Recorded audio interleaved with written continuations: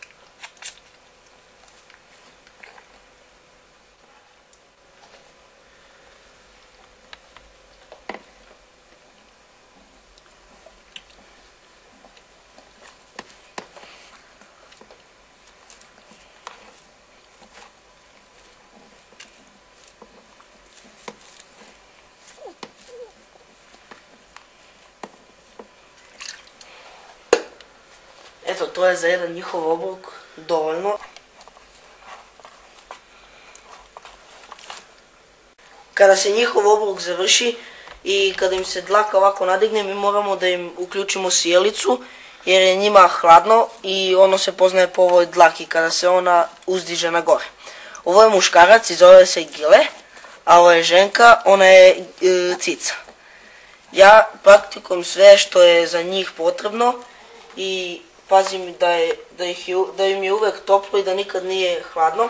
Trebaju da imaju veću temperaturu nego što je u sobi.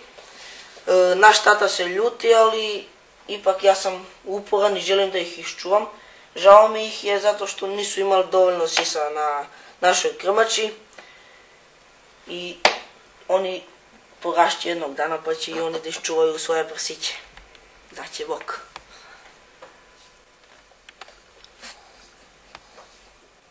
U našem komšiluku počelo se da ja čuvam prasiće u kući i zato sad svaki od mojih drugova koji je radoznao dođe da ih vidi i želi svako da ih nadoji.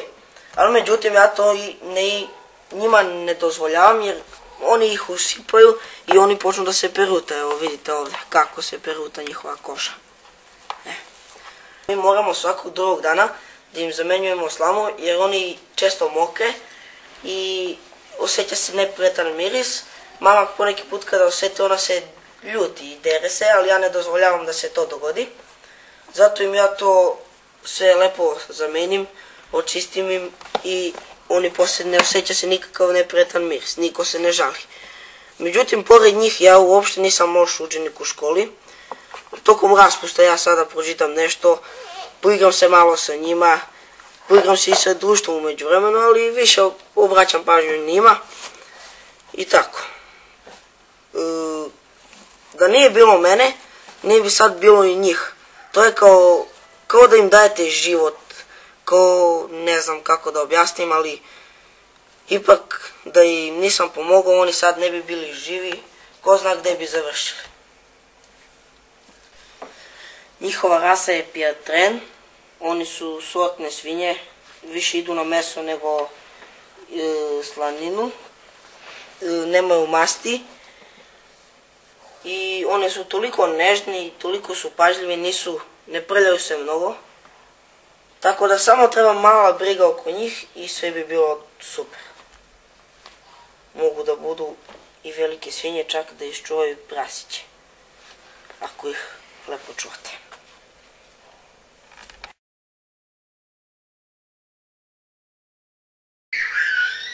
Ova flašica bila je puna do 210 ml za 2 obroka, oni su to sve ispili, evo još koliko je samo malo ostalo. Ali to je solidno za njih, nema mnogo ulaganja niti nikakvog zahtevanja, jer oni su vrlo nežni i nema šta da se brine mnogo oko njih. 210 ml za 2-3 obroka dovoljno.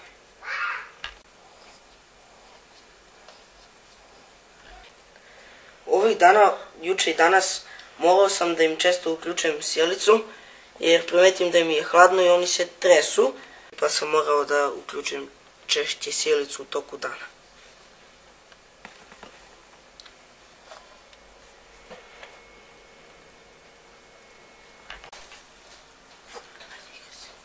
Ajde, gledaj.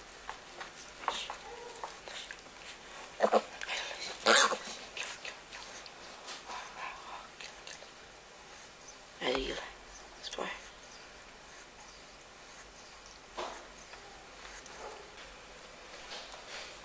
Sad bi oni trebali da se uspavaju za jedno 2-3 minuta i mi ih ostavljamo.